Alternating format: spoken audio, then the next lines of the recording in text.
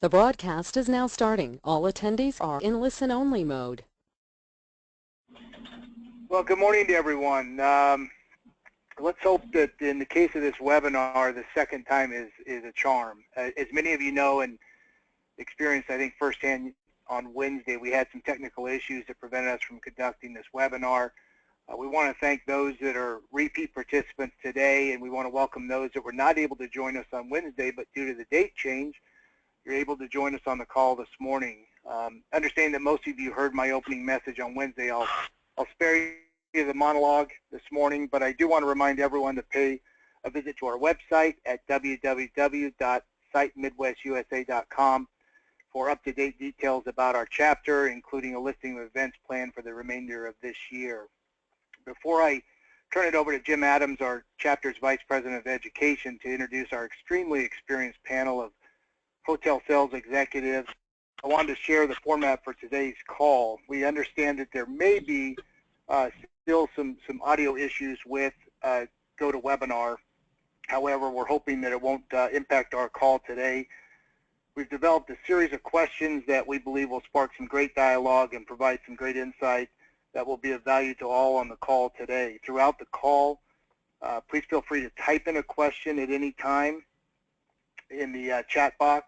Additionally, at the end of the session, we'll unmute the lines and we'll provide an opportunity for all to ask questions live and have a nice live exchange.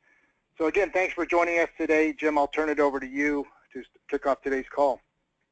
Thanks. First of all, I want to thank who's the Senior Director of Group Sales in North America for the leading hotels of the world.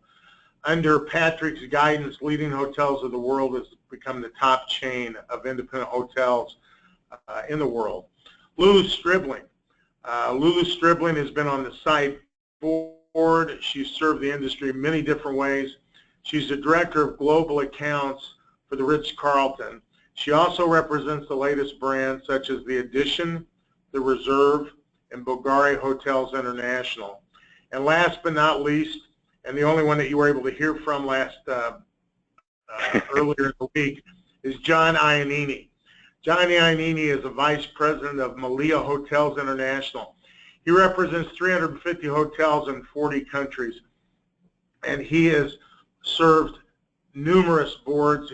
He's been chair of events, and he's been on the foundation board. So all of our panelists have served the industry, but now they serve Site Midwest, and for that we thank you all. And I'm going to start asking some questions based on a three-part trilogy that we're going to do every month for the next couple months. And one is the RFP, and we're going to start talking about development and delivery and creating the perfect RFP. So, I have a question for Patrick. How is the seller's market that we're seeing right now effective incentive group space, Patrick? Thanks, Jim. Very much appreciate being on this call. You know what? Right now, what I'm finding globally is that the buying behavior actually dovetails very well with sort of consumer behavior locally for groups, in that they're considering destinations that may have not been on their radar previously. A good example of that, an RFP I was working on recently, the clients were originally looking at Lausanne in Switzerland, but my two hotels there were more or less fully committed, so they decided on Evian, which is only about 20 minutes away. So Evian wasn't originally on their list, but it's a fabulous destination, and now they're going to go ahead and confirm that and find the same thing in Cannes. They're moving to Terre Blanche. Instead of Paris, they might be considering another destination within France, and so forth and so on. So I think it's just a matter of people are much more flexible in their destination choices, and groups are behaving the exact same way. Great. Thanks, Patrick. Lulu, how do you see the seller's market affecting conferences and meetings that our clients are having? I'm sorry. Good morning, Jim. Thank you. Hello. Can you hear me all right? We can. Okay, great. You know, I feel that everyone needs to book further out, and I think that the planners right now have you know, a lot of their job is talking their customers into looking further out. I'm finding that since all properties are so busy these days, that if you're not looking at 18 and 19 by now, you're likely not to find availability. So it's just an education that our planners have to work with their internal customers to help them understand the importance of looking further out. Lulu, I'm going to quote you the series of clients I had that said, wait 6 months, I know I'll get a better deal. Thank you for that valuable quote. Now we're going to talk about creating the perfect RFP. We know, panelists, that you get RFPs on napkins and you get RFPs that are 300 pages long. Both are probably not great RFPs. John, how can planners stand out to the hotels with their RFP process?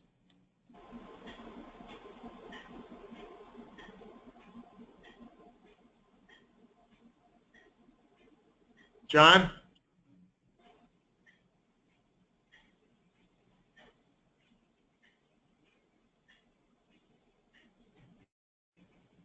All right. I'm going to come back to John. Can you hear me now? I can hear you now, John. Go ahead. Great. Sorry, don't know what happened. But, you asked me to go on mute, and I did until it was my turn to talk, but the unmute button didn't work. So, John? Anyway, how can planners stand out to hotels? One of the key pieces of information that we really always look for is what the objective of the meeting is. Whether it's an incentive meeting, whether it's a meeting with customers of that organization, or whether or not it's an internal meeting for either education or for reward. And that really helps us determine how that business will fit in amongst other pieces of business that we may have that will be in the hotel over those exact same days.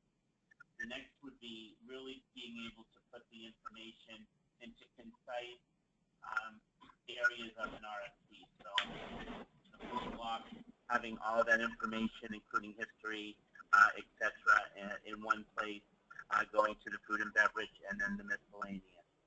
And then I think the other thing that we, and this touches in other parts of this this call today, but really having accurate dates that a decision would be made. And we know those can change a little bit, but we really, when 10 salespeople are all vying for the same date, we really do need that information is really necessary so that we can place that piece of business into our system in a category that makes that either a hot piece of business for us or a medium piece of business for us. And we can manage that between the salespeople and also with the revenue department that's looking at other groups for leisure space over those same days. Great, thank you, John. Hey, Lulu, what are the necessary elements to include in an RFP? What's most necessary for you to see? Well, I think that John touched on some of the elements. I had a little bit of difficulty hearing John, so I hope I'm not repeating myself, but I think just the elements for you all, for the planners to include, for our hoteliers to understand are, I think I heard John also say a decision. If you know of a decision to be made, if you don't, let us know. I mean, even if it's 2 to 3 months, if you know of, if you're searching the world, I think that everyone is very busy these days, and sometimes if you receive an RFP that has, you're looking at many different destinations, try to explain to us why so many destinations are included. If you know that you're involved in a bid situation, let us know, because sometimes the hoteliers may not know. For instance, I have one area of my company that has about 9 hotel salespeople, and every one of them work remote. So there are 9 people looking at systems consistently and trying to figure out, do they have the availability? If they see a prospect from one person, it may look familiar, but if you're in a bid situation, they may switch it up a bit. Also, I think even though, let's say it's a smaller program, not a smaller program, but a smaller destination search, I think one of the things that would be nice to know at the beginning, let's say you're only sourcing 3 hotels and your customer only wants one of those 3.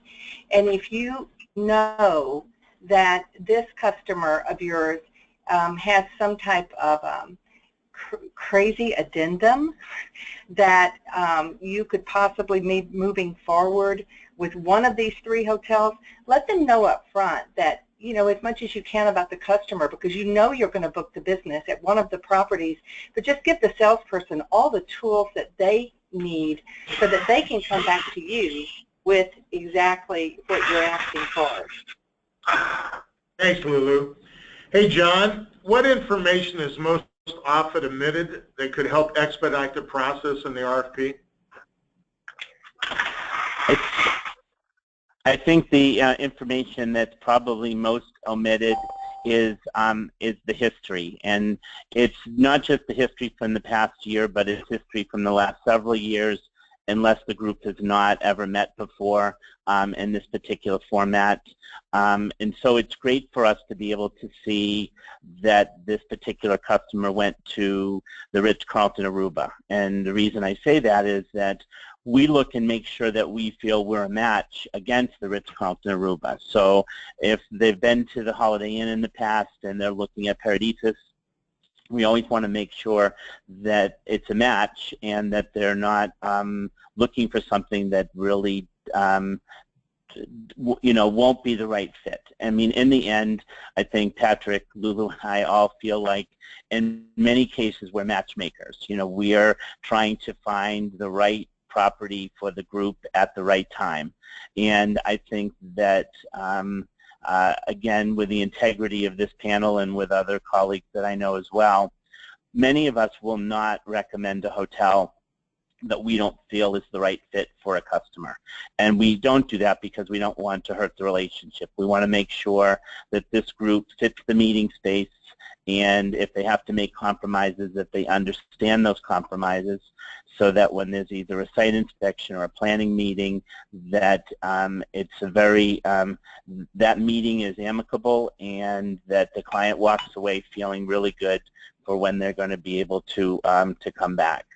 And then the other 2 things very quickly is necessary element is jurisdiction. If the client has a specific jurisdiction that contract has to be carried through, whether it be New York or whether it be Los Angeles or whether it be a country in Europe, we need to know that up front, because we as hoteliers have specific marketing agreements or management agreements with owners, and sometimes those, we could get through the entire process of a contract or the sourcing of a contract and a lot of time on both sides, only to know that we can't do business with you because of a jurisdiction can't be changed.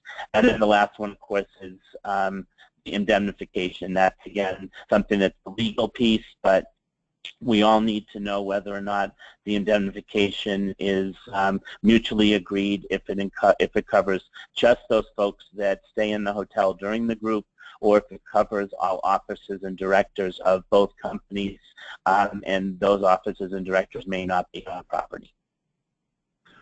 John, that's great. I just learned something I never knew before. Thank you very much. I'd also like you to address, John, I've heard you talk about the importance of prioritizing group needs. Can you give us a little feedback on that? Sure. We always ask our customers to, let us know what the number 1, 2, and 3 things are that when you're sourcing a piece of business. No doubt, the number 1, and I'm sure Lulu and Patrick will agree, is the word price. Everyone's always focused on the price. The price has to meet the budget. And I think, as many planners know, we have a similar process on the hotel side that you have when you're looking at a piece of business from one of your AEs. and you're trying to put that into your grids or your software to see how the pricing model works within your organization. We sort of have the same thing, and it's called RevMax, and I'm sure you've heard about it. You know, revenue managers are our biggest thorn, but you know, we need to know what the most important things are. So besides the price, if you've got two VIPs that both are on the same level and both need a presidential suite, then we need to know that up front, because that will help us, number one, with availability, but also number two, with these items that we need to put into the concessions that do have a value. We need to be able to know how to sort those priorities that you come to us. And I would say in the resort arena, I would say the next most important thing is ocean rooms, room with a view, especially for the incentive groups. Doesn't pertain necessarily to the staff, but it pertains that all attendees are getting an equal view, and if they're not able to because the size of the group is different than the amount of rooms that the hotel has, that the planner does understand that they will be asked to rank by importance the folks that would get the best rooms first. So those would be the three types of importance that we see on a daily basis. For you younger planners out there, I can't emphasize how important what John said is. We had a client one time that told us on the day of arrivals the president of the company would not stay above the 13th floor in a 38-story hotel where the presidential suite was on the 38-story hotel. And after he dropped that bombshell on us, he told us no other execs could stay on a higher floor than the president. The hotel scrambled on that one. They scrambled a lot. All right, now, Patrick, question for you, Patrick. How are the hotels getting creative to compete with the demands of our concession expectations? I mean, it says our planners' expectations on concessions, but we all know our clients are going crazy about concession expectations. How are you getting creative with that, Patrick? Sure. Thanks very much. And you know, this is I think really what we're talking about here through this whole section on creating a perfect RFP is really about communication. And the more information that we have and we're able to provide our hotels, the better. And I can't stress that enough. And not only a lot of information, but specific information, and specific to that program, to that client. And really it goes to the more of that we have, the more creative we can be. And in my case, with all these independent hotels, we can be extremely flexible, extremely creative in what we offer our clients, but we really need to know those really granular, minute details about the client's likes and dislikes, what's important to them, and we're very willing to tailor our offers to meet all those needs, but we can't do that without knowing. And I know it's a challenge with the volume of RFPs that everybody's handling, but a few extra minutes, a 5-minute conversation with us, or a quick email bullet pointing the hot buttons of each program, in addition to the C-Event lead and so forth, would make a world of difference in terms of the results that you're going to get from us in our hotels. Patrick, have you had any clients ask you for a different attrition schedule on pre and post stays now that it seems like most attendees want to come in early or stay a few days later at the host hotel? And that's something we really can't manage as planners. Have you had anybody address that, or have the hotels come up with a creative way to address that?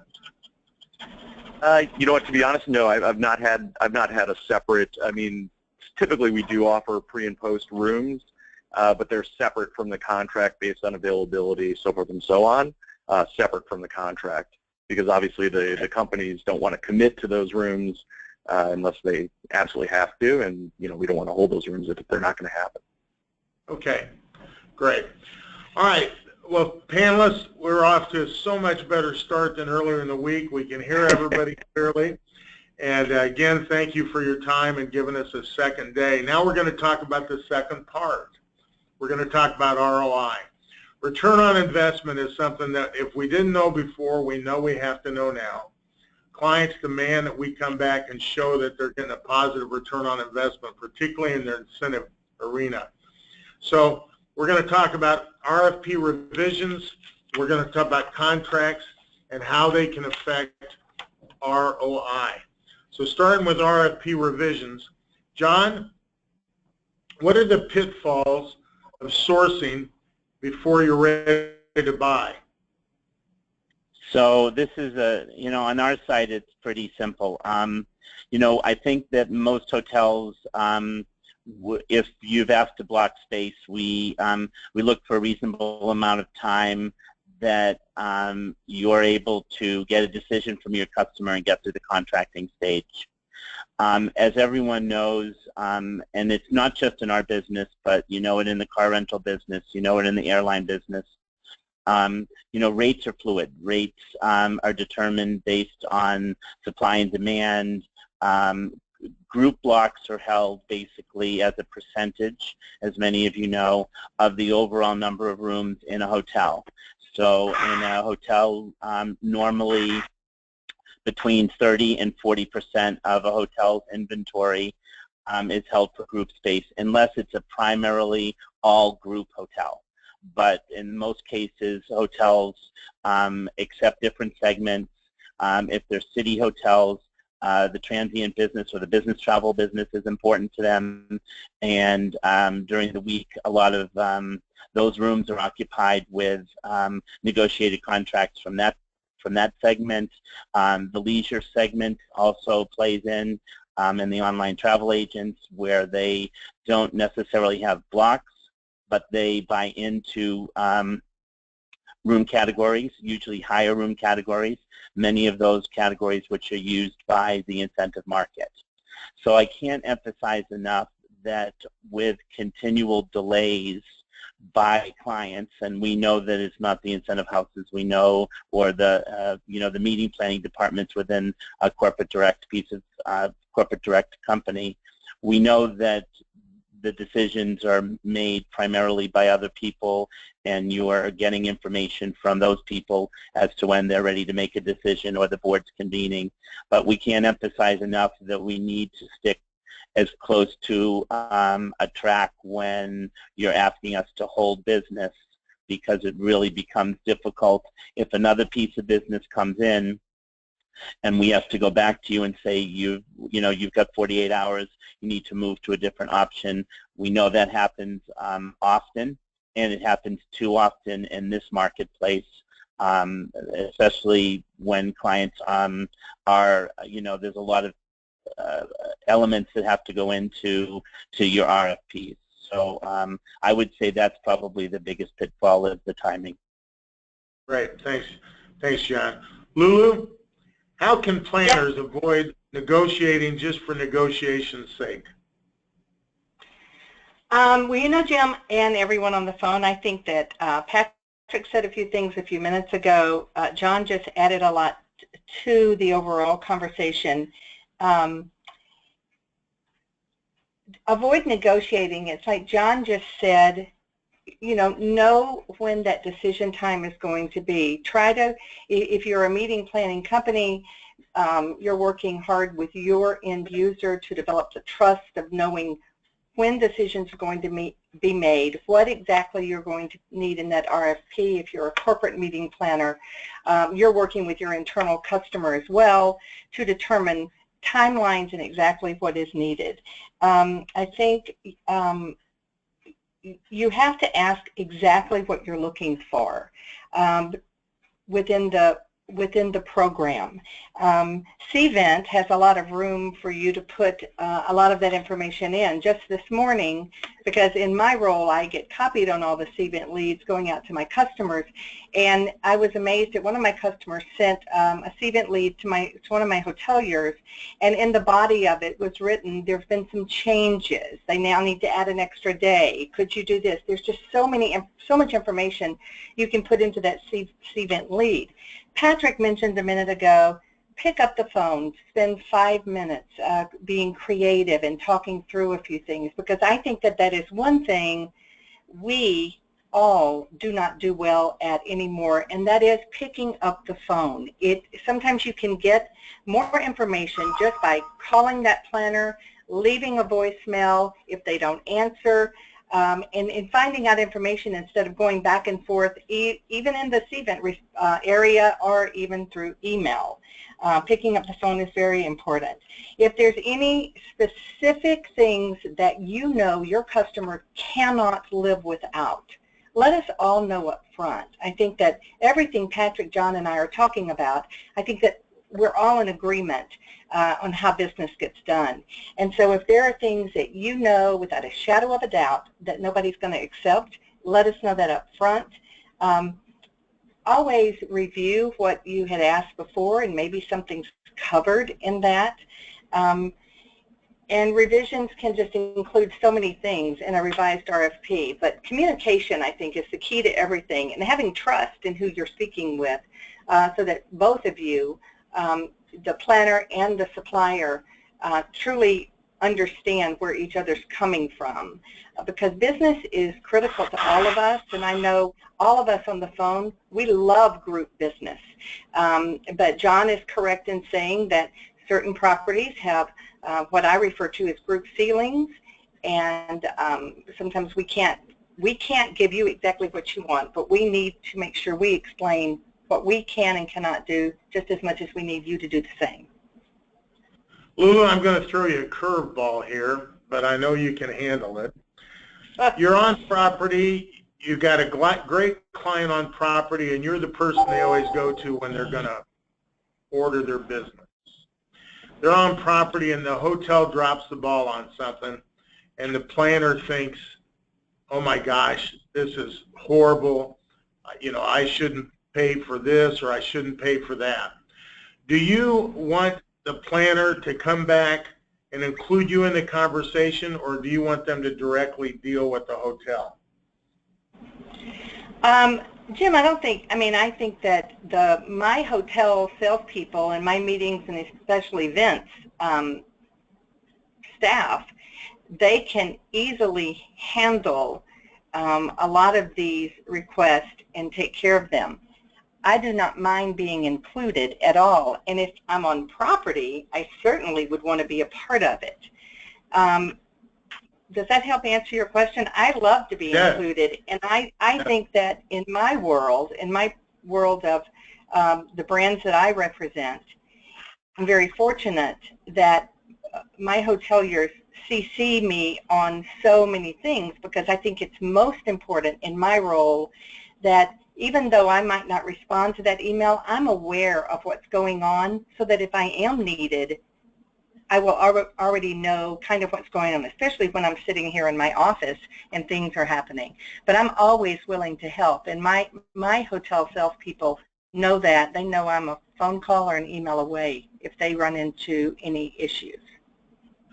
Panelists, I think. And Jim, if I could just say something real quick, I think in that case, Lulu, which was you know, an excellent explanation. There's also, you can find out a hot button about a customer for future groups for that particular account, and that's one thing that if we're copied on those instances from our hotels, whether it was a real challenge or just a real preference that just didn't get met the right way, that we can put that in our files for future. And I think that, you know, you always learn from things that happen, and if you file that information and communicate that moving forward, it really helps.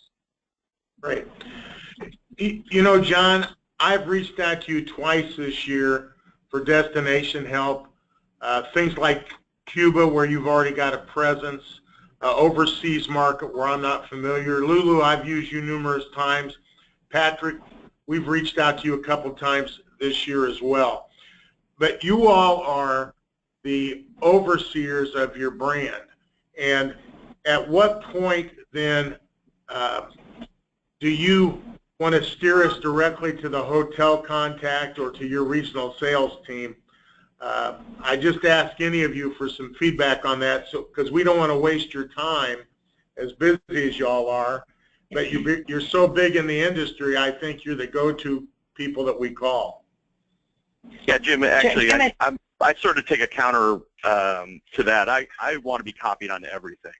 It's, you know, granted, there's a huge volume, and I may not be completely boned up on every single program in my pipeline for every single hotel, but if I need to jump in, I can definitely sort those emails really quickly and get up to speed quickly. So yeah, I'd rather be copied and involved and looped in on literally everything, all the back and forth, no matter how mundane with my hotels. Okay. I'm on the same page as Patrick, and I think if any of my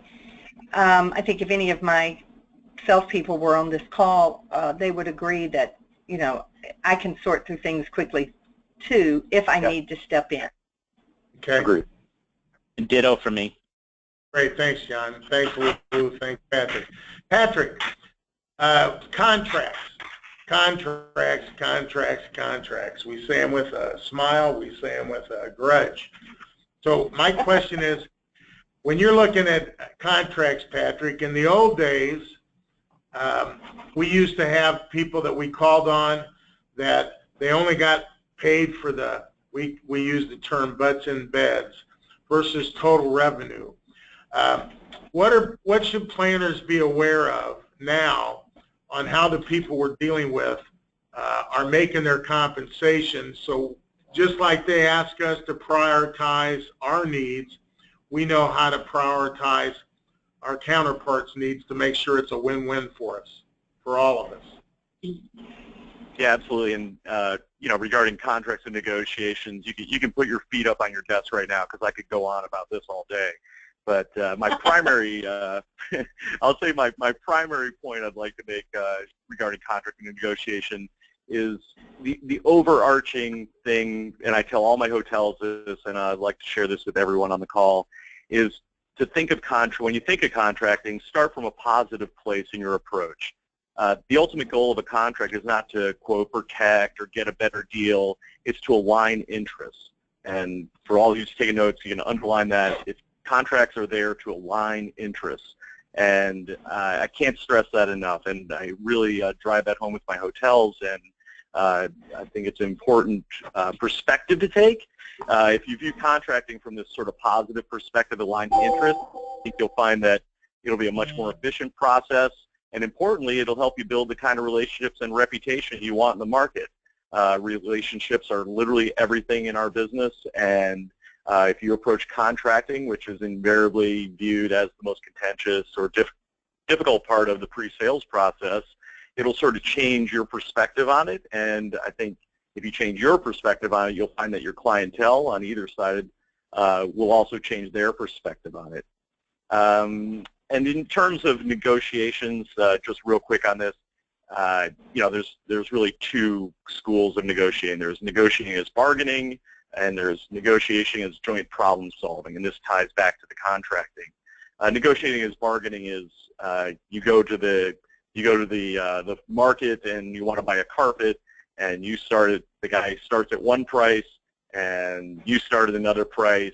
And all of a sudden, well, I've got a few more of these carpets, I can actually come down to this price, and you say, well, I actually have a few more dollars than I thought, and somewhere in the middle you meet. You know what, that's really a great tactic for a one-time transaction, but it's really not appropriate for long-term business relationships, and it also sort of starts the negotiation from sets the context in a sort of a negative manner, because obviously you come in at one price and then all of a sudden it's on sale again. You really sort of blow your credibility. So I view the negotiations, the initial RFPs, and the contracting as an exercise in joint problem solving. And if you come with an open, communicative environment on both sides, I think everybody would have a much easier time with this. So this is really the message I'm driving home with my hotels, and really make a big push for it. And also my savvy clients are already doing this. They'll pick up the phone, as Lou said, and call me and say, listen, here's what we paid last year at Hawaii, here's what we paid the year before at the Ritz, and this is what we need to be at for this year. It makes everything so much easier and so much better, and will save everybody a lot of time. To your point, most hotel salespeople are compensated on room revenue only.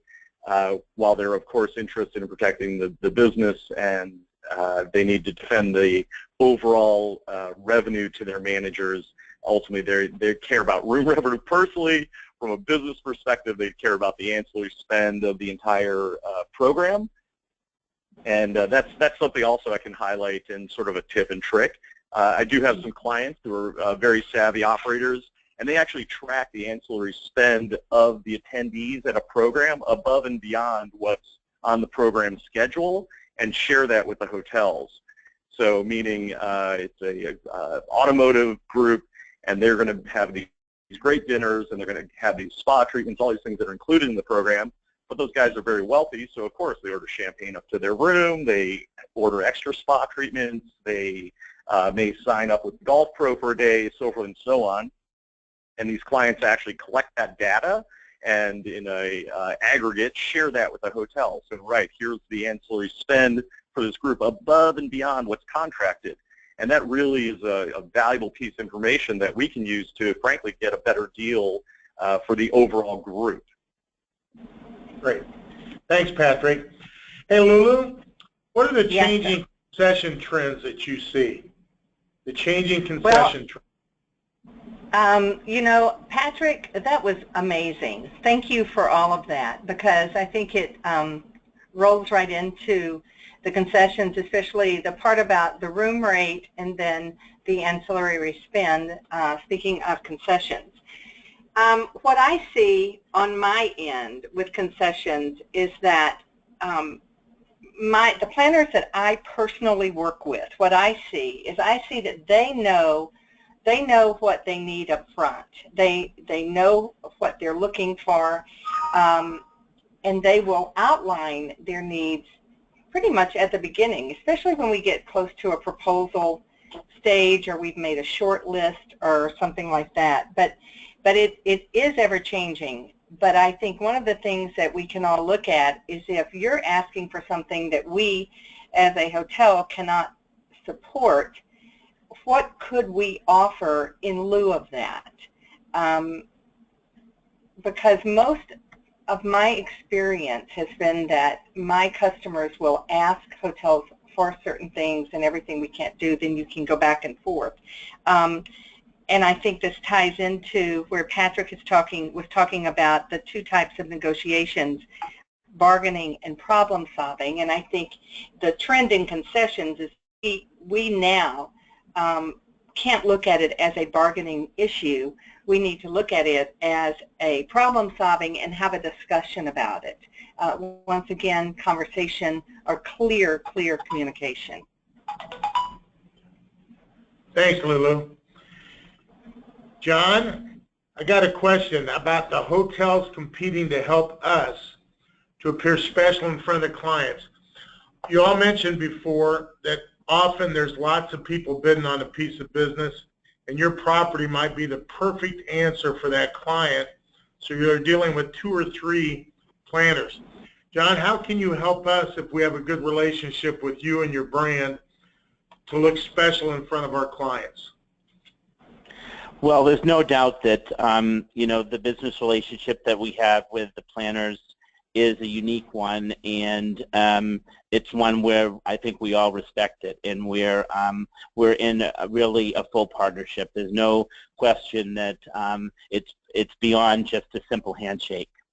You know, some of the ways that we, you know, the information that we get in advance, and we'll talk first about the RFP, but is being able to, the information we get from the planners as to what the hot buttons are for the client, so that we can help put those into that early, the bid that we give to the meeting planners. Next would be during a site inspection. That's probably one of the biggest ways. You know, for the most part, you know, you've made a recommendation to your important client that we're a partner, and you're coming to the property. So we find out from you, you know, if we can do some special branding opportunities, both with gobos, with banners, with a welcome mat. You know, a GM meet and greet is pretty common these days. But you know, how can we show that that we'll, you know, step up, and that could be from allowing customers to go to the back of the house. and not being afraid to show not just the public space, but show the behind the scenes. And we do that quite often in many of our properties, even in Mexico, where, you know, folks always have, you know, they always are concerned about the safety and security in the back of the house, and food preparation and them getting sick, etc. Next might be just special wow moments. You know, whether or not, you know, with one client we had their logo that was on a mime, and the mime was at the front door to greet them, and, you know, something that's just a little bit different, a little bit outstanding. And I think part of that is being able to know what you can and can't do. There was an automotive customer who came to our property on a site inspection. However, the planner let us know that in no public space could we put signage or logos that any other guest would know that they were in-house and considering, both for competitive purposes and also for fiduciary responsibility. They, you know, their meetings are closed. They don't want it out to the public. They want to announce it to the shareholders. That, you know, too often these days, someone could take a picture of something that's branded and send it, and it goes to thousands of people. So they asked for that to be respectful. So what we did on any branding opportunities was we did it in behind closed doors. So we did it in a section of the ballroom that no one could see, and we could control the flow in and out of that. So I think a lot of that is the relationship and how the relationship works, but finding ways to work through any of those things that could be deemed a challenge, to turn that challenge into an opportunity. Great, thanks, John. Now we're on to the third part. Jim, can I add one more thing real quick? Sure, So Patrick. yeah, just real quick on this. You know, another thing I think is sort of underutilized. Some of our clients are really good about this, and others aren't. Is to utilize your NSO people as resources. Lord knows I'm willing to jump on an airplane anywhere, anytime, and do this for a number of clients, where I'll actually go into their presentations and do a 10-minute bid on Paris or Rome or wherever, and act as more or less a subject matter expert on my hotels.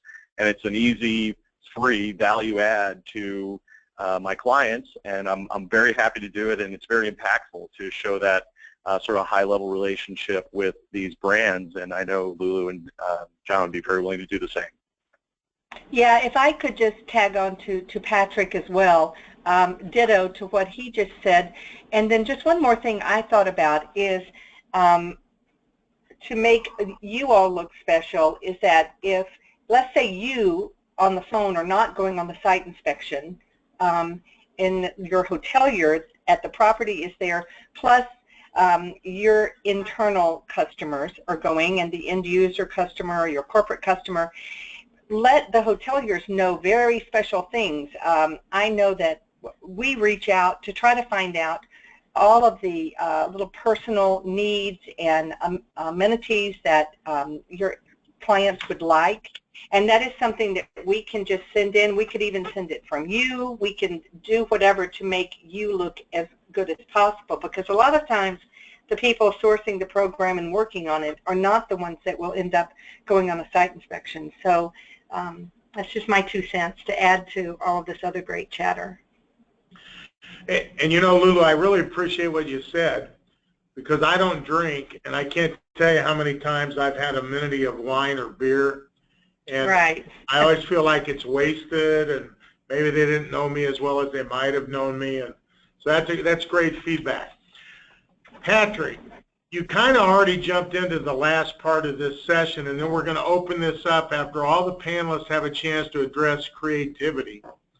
We're going to open it up for questions from the audience. And I want to thank everybody for staying on, and I want to thank the panelists again. But creativity is what it really takes to make the ROI and the RFP resonate together, where we can really be in a win-win situation as suppliers and partners and third-party interests. So, Patrick, I want you to give us some tricks and tips besides what you just shared that can create a win-win scenario for the hoteliers and the planners working together.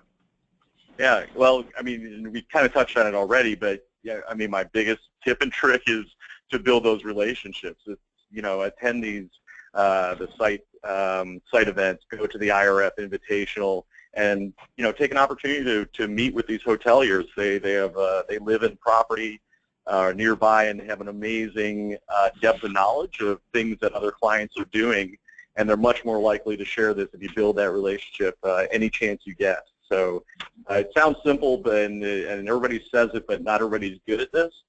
And to consistently make efforts to build your relationships with key people in the market on both sides, for the clients and for the hoteliers, is absolutely critical. And what they're the subject matter experts, and they're going to be able to share all this information, and they're more likely to share more and better information the more and better they know you. So definitely, I would say just focus on those relationships.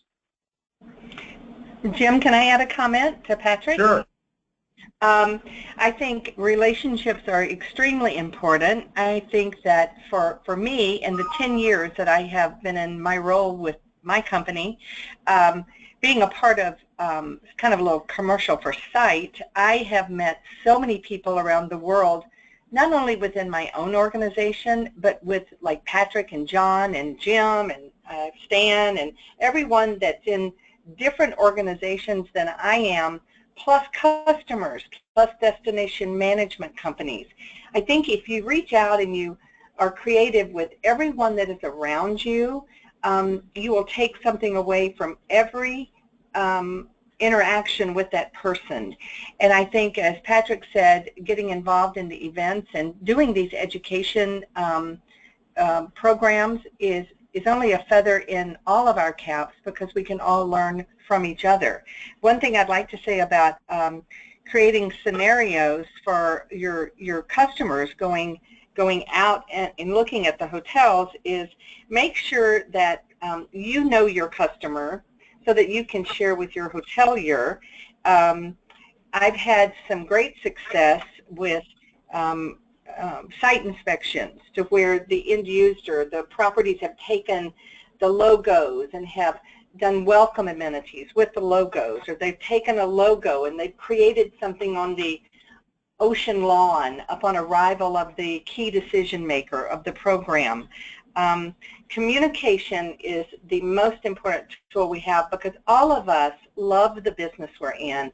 If I don't love it, something's wrong with me, because I've been in it so long.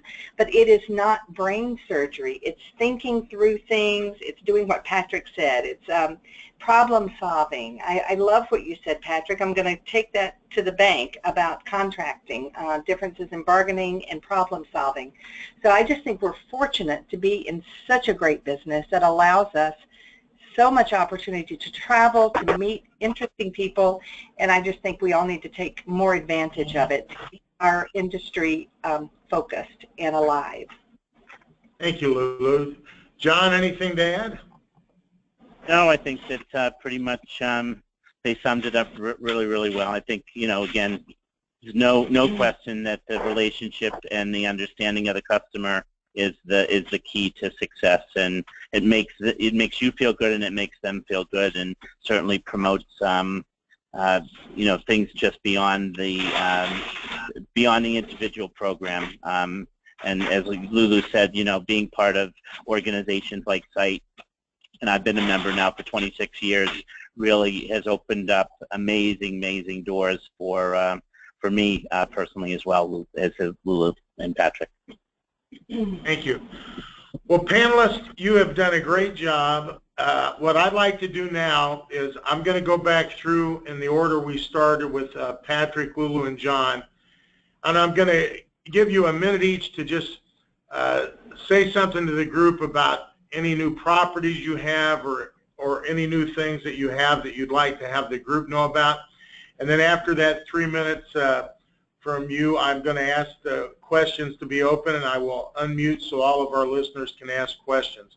So Patrick, what can you recap for us about the leading hotels in a minute? Yeah, thanks.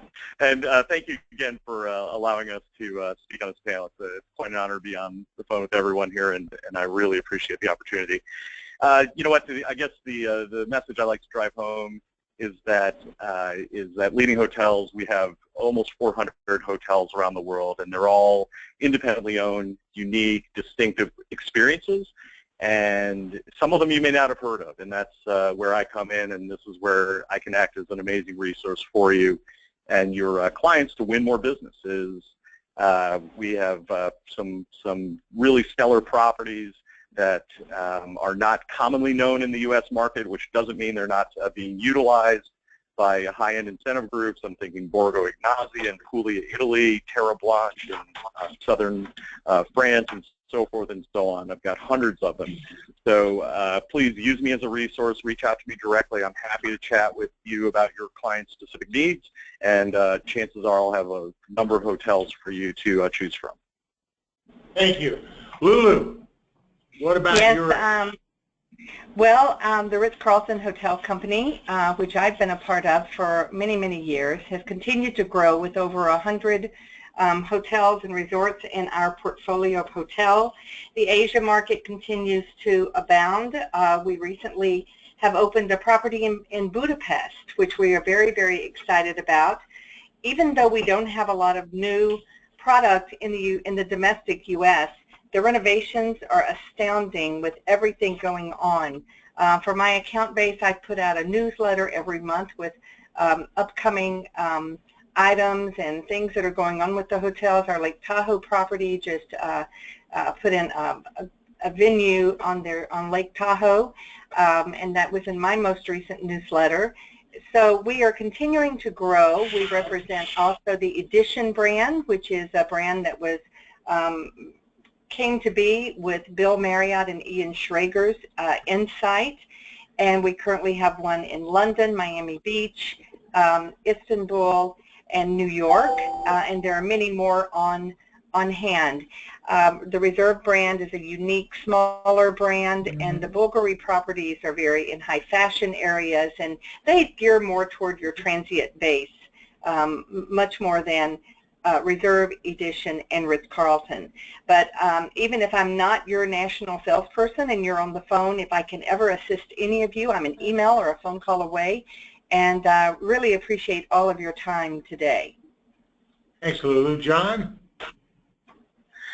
Well, as many of you know, Malia Hotels International has about just about 370 hotels around the globe in 40 countries.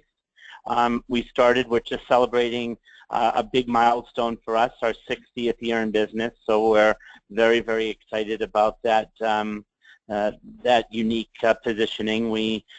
For no uncertain terms, we are the Dynasty Hotel Company of Spain. We've expanded outside of Europe, as many of you know, in the last 12 to 15 years, with the addition of our Paradisus brand and our Me brand. The Me brand being the experience brand, the Paradisus brand being the luxury all-inclusive. We're very excited that in 2016 that we've opened up hotels in New York City in our Inside brand. So that is an amazing property for us and doing extremely well in its first couple of months. In addition, we opened up a luxury all-inclusive in Jamaica with the Malia brand. And we're just about to open the doors in the next 10 to 12 days in Miami, Florida, with our Me Hotel. So again, we have national sales folks, but certainly feel free to reach out to me if you're not aware of who the 12 people are that are distributed geographically around the United States and Canada, and I'll make sure you get in touch. And we're very hands-on, and we're the largest resort company in the world, so if you have incentive programs or groups looking to go to resort destinations, please continue to think of us first. Thank you, John, and thank you all panelists. We're now open for questions, but I do want to announce this was webinar 1 of 3 different ones. In July, we're going to have one that will be posted on our website with DMCs. And then in September, we're going to have one with cruise lines and airlines represented. Today's webinar has been recorded, and it will be posted to our website, so you can go back and complete any of your notes that you got distracted by. So now I open it up for questions. Does anybody have any questions for our panelists today before we adjourn?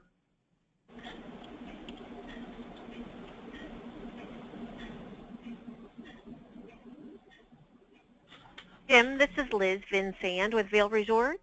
Can you hear me? Hi. Yes, we can. Hi. Thank you, panelists, for a great call. Gosh, what an amazing opportunity for you to share your knowledge and expertise with everyone on the call, so thank you.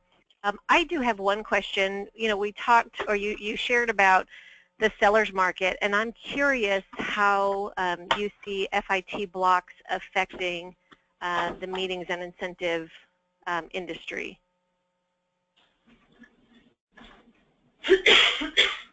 Yeah, I think it's pretty much, this is Patrick in Chicago, I think it's pretty much hotel to hotel and market to market. I don't think I can make a blanket statement about it.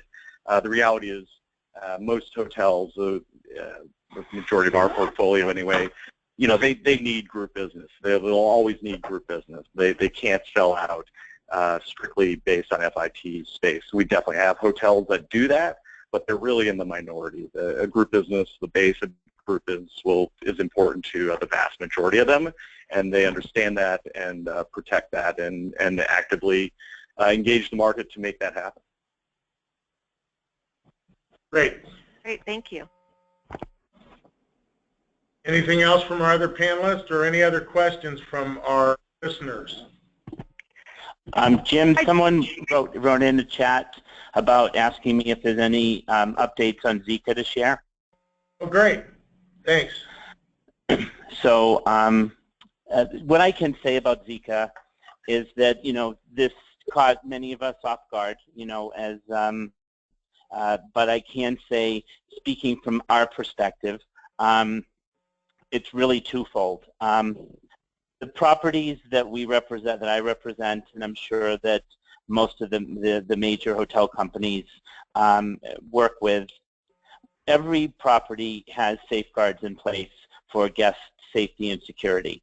And that can be from, you know, protecting food to protecting water, you know, how trash is recycled. And every property has contingent plans when things come up, sort of like Zika. So certainly, you know, we put effects in that we were going to make sure that we were always doing spraying where necessary. We were letting customers know that, you know, that they should be aware to cover up during high mosquito times, which of course happen at the dusk part of the day. We also offered complimentary repellent to folks that didn't bring repellent or whatnot, so as a precaution, and not, you know, having that be a burden to someone that had a family and had to, you know, couldn't purchase it, whether it was in our gift shop or whatever. So I think, you know, you put safeguards in place. Certainly the disease has moved to different marketplaces within the Caribbean and has moved to the mainland United States, and reports have been done and as well in Europe. So I think everyone's really taking precautions. I think companies have to do their due diligence up front, that if they're looking at that destination, that they've thought through whether or not there will be any concerns from their leadership and or their risk management and or their procurement departments, so that it doesn't become a situation where the destination, for whatever reason, is not viable at this time based on current concerns. And I know that you know, everyone showed a lot of flexibility in the beginning, but certainly this caught us off guard, and we you know, are continuing to monitor the situations. But I can say that at any of our properties, we haven't had anything that's been tied directly to Zika from a guest experience. Okay, thank you, John. We got one last texted question, and then we'll have to end. And somebody asked us, when you have multiple planners seeking space at the same property, do you have a process for letting the planners know that more than one person is involved, or do you just let them find that out on their own? Jim, I'd love to answer that on from a Ritz-Carlton standpoint. Our hotels have a business review every morning. Even those that all work remote, they gather by phone and they go through prospects, tentatives. They go through what they deem, is a strong piece of business versus this is a brand new lead, et cetera, et cetera. And then that hotel salesperson will alert their client as to what has just occurred, and to let them know that there are other people looking at dates in and or around the same time frame. Business reviews happen daily at our hotel. Great. Anybody else, panelists? Yes, I mean, it's more or less the same process. I mean, it's obviously, again, it's all about communication, and our hotels definitely will keep everybody informed as to what's going on in terms of the dates that each group is interested in. And same on our side. Thanks. Well, listen, panelists and attendees, I can't thank you all. I'm sorry about the technical difficulties we had, but I, for one, I've been in the business a long time, and I learned a lot from these three folks today, so I hope you all did as well. Panelists, you've been gracious and you've been informative, and I just want to let you know that we've got another webinar coming up in July, and the webinar will be on July 20th at 2 to 3 Central Time. And thank you again, everyone. We're signing off now. The event is over. Have great days and great weekends. Panelists, again, thank you. Thank you very much. Thank you. Thank you.